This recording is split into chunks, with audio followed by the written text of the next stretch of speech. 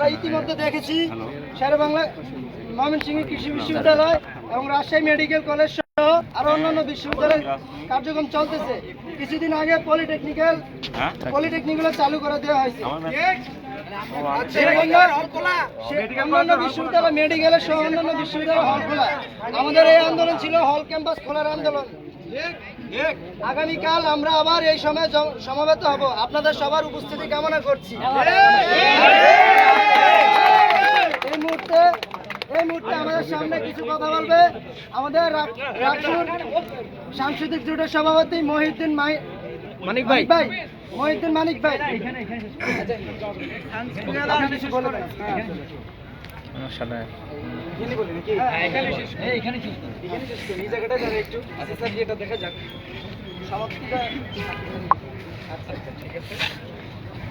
উপস্থিত সংগ্রামী বন্ধুরা আমার, আপনারা সবাই অবগত, আমরা 2টি নয়, 3টি নয়, 5টি নয়, 10টি নয়, একটি মাত্র দাবি নিয়ে দাঁড়িয়েছি। সেটি হচ্ছে মুদির দাবি একটাই, অনতিবিলম্বে আমাদের হল ক্যাম্পাস খুলে দিয়ে শিক্ষা কার্যক্রম স্বাভাবিক করতে হবে। সুপ্রিয় শিক্ষার্থী বন্ধুরা আমার, আপনারা সবাই অবগত, প্রথম থেকে দ্বাদশ শ্রেণী পর্যন্ত সবার অটো প্রমোশন হয়েছে, সিলেবাস বড় থেকে ছোট হয়েছে, আমরা সেই রয়ে গেলাম।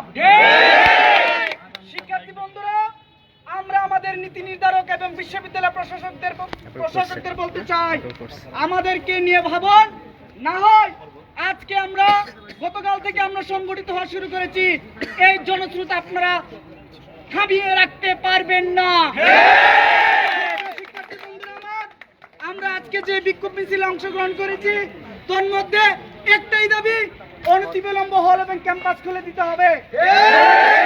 প্রথম বর্ষ থেকে মাস্টার্স পর্যন্ত সকলের স্থগিত হওয়া এবং পরীক্ষা না হওয়া সকলের পরীক্ষার তারিখ ঘোষণা করতে হবে। এই বিষয়টিতে প্রশাসন কোন প্রকার অনীহা উদাসীনতা দেখায়, আমরা ছাত্র সমাজ দুর্বার আন্দোলন গড়ে তুলতে প্রস্তুত। আমরা দুর্বার আন্দোলন গড়ে তুলতে প্রস্তুতি নয়, এবং আমরা অলরেডি মাঠে নেমে গিয়েছি। সুপ্রিয় শিক্ষার্থী বন্ধুরা আমার, উপস্থিত সকলকে সংগ্রামী শুভেচ্ছা এবং অভিনন্দন জানিয়ে, এবং পাশাপাশি আজকের এই বিক্ষোভ মিছিল সাফল্যমণ্ডিত করতে যারা অক্লান্ত পরিশ্রম করছে, তাদের সবাইকে শুভেচ্ছা এবং অভিনন্দন জানাচ্ছি। এবং আজকে বাংলাদেশের ইতিহাসে নয়, সারা পৃথিবীর ইতিহাসে এমন একটি দিন, যে দিনটি সারা পৃথিবীতে মাতৃভাষা দিবস হিসেবে স্বীকৃত। আমরা 21শে ফেব্রুয়ারি থেকে শিক্ষা নিয়েছি, এই শিক্ষা থেকে আমাদেরকে ফেরানো যাবে না। বন্ধুরা, আমি আমার বক্তব্য দীর্ঘায়িত করছি না, আমাদের বক্তৃতা হবে, আরো হবে, তবে আমরা আমাদের দাবি আদায় করে মাঠে যাব ইনশাআল্লাহ। পরবর্তী বক্তাকে এই প্রোগ্রামের পরবর্তী কর্মসূচি ঘোষণা করবার জন্য অনুরোধ করছি। ধন্যবাদ সবাইকে। জয় বাংলা। ধন্যবাদ। আমরা ঘোষণা দেওয়ার আগে আমাদের প্রিয় সহপাঠী, একজন যোদ্ধা এবং অধিকার আন্দোলনের সহকর্মী মোহাম্মদ আবিদ হোসেনকে কিছু বলার জন্য অনুরোধ করছি। ধন্যবাদ জিলানিকে আমাকে কিছু বলার সুযোগ দেওয়ার জন্য। আমি আসলে আচ্ছা, আমাদের একটা ঘোষণা একটু সবাই মনে করে শুনুন। ব্যাপারটা হচ্ছে, আমরা যারা এইসব আয়োজন করি, আমাদের তো একটু অর্থনৈতিক ব্যাপার স্যাপার থাকে, তা আমি চাচ্ছি সবাই 10 টাকা 20 টাকা সবাই দিলে আমাদের মোটামুটি 500-600 টাকা হয়ে যায়, আমরা আমাদের খরচটা উঠে সবার পার্টিসিপেন্ট। আমাদের এই আন্দোলন যেহেতু যেহেতু কারো একক আন্দোলন না, সবাই পার্টিসিপেট, সবার অংশগ্রহণটা নিশ্চিত। ফলে আপনার মনে হবে আমি এবং আমান এটা দেখছি সবাই একটু হেল্প করেন, দুজন দুই পাশে যান। আচ্ছা, ধন্যবাদ জিলানিকে।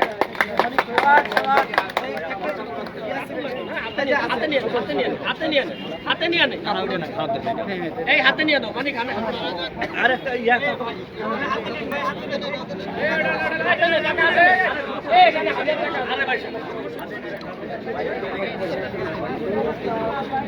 ধন্যবাদ। ধন্যবাদ জিলানিকে আমাকে কিছু বলার সুযোগ দেওয়ার জন্য। আর আজকে যারা এখানে অংশগ্রহণ করছেন তাদের সবাইকে ধন্যবাদ।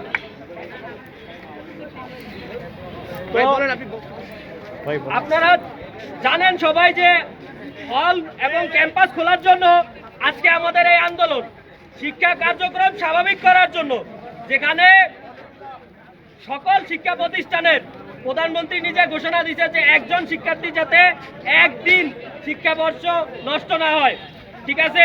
কিন্তু দেখা গেছে যে বিশ্ববিদ্যালয় শিক্ষার্থীদের আমাদের 1-1.5 বছরের মতো নষ্ট হয়ে গেছে, সেই ব্যাপারে কিন্তু কেউ কোনো কথা বলছে না। আমরা যদি আজকে করোনার অজুহাতে হল ক্যাম্পাস না খুলে, তাহলে আমাদের দিনের পর দিন শিক্ষাবর্ষ নষ্ট হচ্ছে। পরীক্ষা এক বর্ষ করে নেওয়া করোনার অজুহাত, নানান অজুহাতে, তারপরে পরীক্ষা নিচ্ছে কিন্তু বলেছেন হল খুলে দিচ্ছে না। আমরা কোথায় থাকবো এই ব্যাপারে কিন্তু কোনো ব্যবস্থা হচ্ছে না। যদি হল খুলে না দেয়, তাহলে এই যে বিনোদপুরে বা এই আশেপাশের এলাকাগুলোতে যদি থাকে, তাহলে কি সেখানে করোনা ধরবে না? অবশ্যই ধরবে। হলের চেয়ে কি বিনোদপুর এরিয়া নিরাপদ?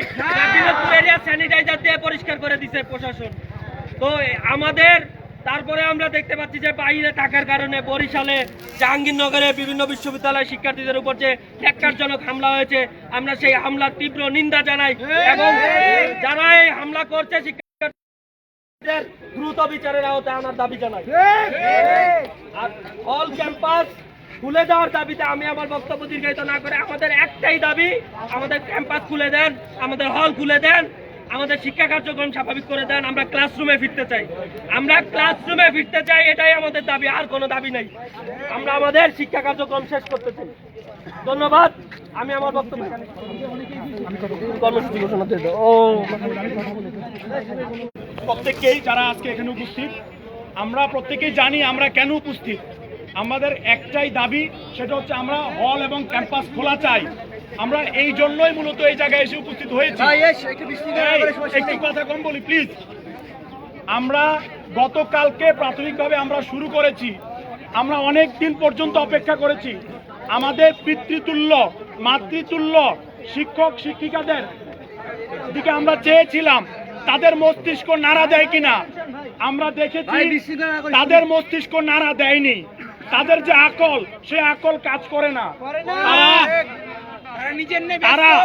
তাদের তো বেতন বন্ধ নেই, তাদের তো তাদের কোনো কিছু বন্ধ নেই। বন্ধ শুধু আমার জীবন, আমার যৌবন, শুধু আমার জীবন যৌবন বন্ধ, আর বাকি সবকিছু চলতেছে রাষ্ট্রের। বাজার চলে, বিবাহ চলে, এমনকি বাসরাত পর্যন্ত চলে। সেখানে করোনা নাই, সেখানে করোনা নাই, শুধু করোনা আমার ক্লাসরুমে। এই ধরনের ধোয়া তুলসী পাতার উদাহরণ আর চলবে না। আমরা খবর পেয়ে তার থাকার কথা না, তারপরেও মিডিয়ার মাধ্যমে আমরা স্যারকে বলে দিতে চাই, আমরা এই আপনার সন্তান তুল্য শিক্ষার্থীরা আমরা শান্ত, আমরা অনেক শান্ত। কতটা অশান্ত হতে পারে আপনি জানেন না, কতটা অশান্ত হতে পারে আপনি জানেন না। আপনাকে সতর্ক করে দিয়ে বলতে চাই, আপনাদের 2 দিন পরে আপনাদের নির্বাচন পর্যন্ত হয়, আপনাদের প্রতিদিনের সকল কারিকুলাম পর্যন্ত চলে, তাহলে আমার শিক্ষাটা কেন বন্ধ আছে? আছে কোনো জবাব আপনার কাছে? আজকে আমরা কি দেখেছি? আমরা দেখেছি যখন আপনাদের কোন ধরনের সুযোগ সুবিধার ব্যাপার হয়, তখন আপনি বলেন এটা তো স্বায়ত্তশাসিত প্রতিষ্ঠান, এইটা তো আমার অধিকারের উপর হস্তক্ষেপ। আর যখন আমাদের সুবিধার ব্যাপার হয়, তখন বলেন এটা সরকার জানে। এই সরকারকে সরকারকে জনগণ, সরকারকে শিক্ষার্থী,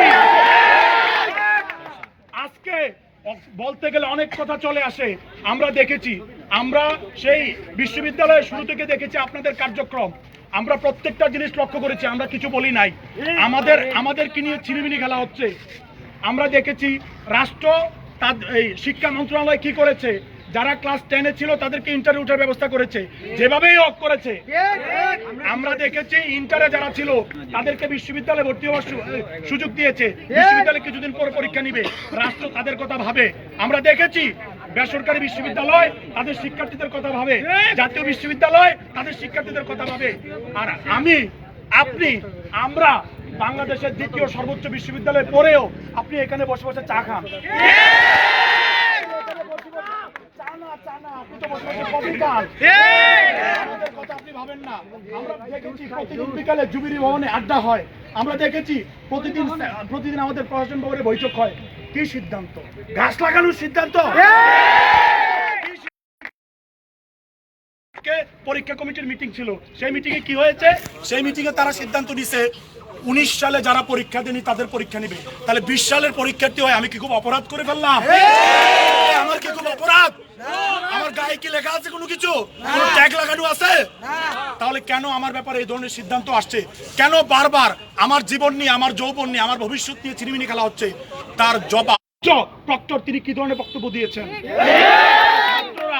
ছাত্ররা বিপদের সময় যখন প্রক্টরকে ফোন দিয়েছিল তিনি কি বলেছিলেন? ক্যাম্পাসের বাইরে আমরা তোমাদের কিছুই করতে পারবো না। এখন যদি আমরা বলি আপনি কর্তব্যরত প্রশাসনিক শিক্ষক হয়েও যদি আমাদেরকে বলেন ক্যাম্পাসের বাইরে আমরা কিছুই করতে পারবো না, আমরা যদি বলি ক্যাম্পাসের বাইরে আপনাকে আমরা টোকাই ছাড়া কিছু মনে করবো না, এখন কি হবে? তখন কোথায় যাবে আপনার মান সম্মান? মান সম্মান নিতে হয়। আপনি যদি আমাদেরকে স্নেহ করেন, আপনি যদি আমাদেরকে অনুগ্রহ করেন, আপনি যদি আমাদেরকে স্নেহের দৃষ্টিকোণ থেকে দেখেন, আমরা আপনাদেরকে সম্মানের দৃষ্টিকোণ থেকে দেখব। এইটাই হচ্ছে বিষয়। আমরা খুবই দ্রুত একটা আলটিমেটাম দিব। এই আলটিমেটামের মাধ্যমে যদি আপনারা যদি ক্যাম্পাস না খোলেন তাহলে অতি শীঘ্রই আমরা দুর্বার আন্দোলন গড়ে তুলতে আমরা প্রস্তুত। আমরা শিক্ষার্থী, আমরা শান্ত, আমরা কোনো অশান্ত কার্যক্রম করতে চাই না। আমরা দেখেছি জাহাঙ্গীরনগরে কি হয়েছে, আমরা দেখেছি শাহজালালে কি হয়েছে, আমরা দেখেছি কুষ্টিয়ায় কি হয়েছে, ঢাকা বিশ্ববিদ্যালয়ে কি হয়েছে। আমরা ওদের তুলনায় এই বিশ্ববিদ্যালয়ের শিক্ষার্থীরা অনেকাংশে শান্ত, অনেক ভদ্র। আমরা অভদ্র হতে চাই না, তাই আমরা কাউকে অভদ্র বলছি না। বিষয়টা হচ্ছে তারা তালা খুলেছে, আমরা সেটাও করতে যাইনি, কিন্তু আমরা কিন্তু এই কাজগুলো করতে যাইনি। তার মানে এই না যে আমরা যাব না, আমরা যাব না। তালা কেমনে ভাঙে এটা এরকম না যে আমরা জানি না, আমরা জানি। আমরা প্রত্যেকটা জিনিসে এই গেটে কি করে তালা লাগাতে হয় কিছুদিন আগে আমরা দেখেছি, প্রশাসনে কি করে তালা লাগাতে হয় আমাদের উত্তরসূরিরা আমাদেরকে শিখিয়েছে। সুতরাং জানার পরেও আমরা না জানার ভান করে আছি। আমরা আপনাদের বিবেকের দিকে তাকিয়ে আছি, দেখি আপনাদের বিবেক নাড়া দেয় কিনা। সুতরাং আগামী 24 ঘন্টা, আজকে 11টা থেকে শুরু হয়েছে, আগামীকাল 11টার ভিতরে যদি কোনো ধরনের সিদ্ধান্ত না আসে, কোনো ধরনের ঘোষণা না আসে, তাহলে ঘোষণা আমরা দিব, সিদ্ধান্ত আমরা দিব। যখন দেখবো আপনি ব্যর্থ, তখন সফল তো কাউকে না কাউকে হতে হবে। বাঙালি জাতি কোনোদিন ব্যর্থ হয়নি, বঙ্গবন্ধু আমাদের ব্যর্থতা শেখায়নি। আজকে 21শে ফেব্রুয়ারি আমাদের সালাম বরকত রফিক জব্বার কিভাবে সফল হতে হয় তিনি তারা দেখিয়ে দিয়ে গেছে। এই 21শে ফেব্রুয়ারি ব্যর্থ হয়নি, আজকের 21শে ফেব্রুয়ারি ব্যর্থ হবে না আশা করি। আমরা আশা করি কালকে প্রত্যেকে আপনারা উপস্থিত হবেন।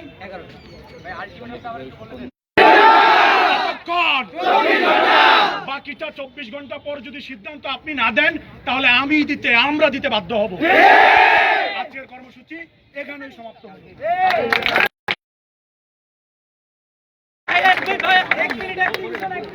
আমার বিক্ষোভ মিছিল 11টায় আমরা আগের জায়গায় থাকবো আবার সবাই। আজকে আমাদের কালেকশন 818 টাকা।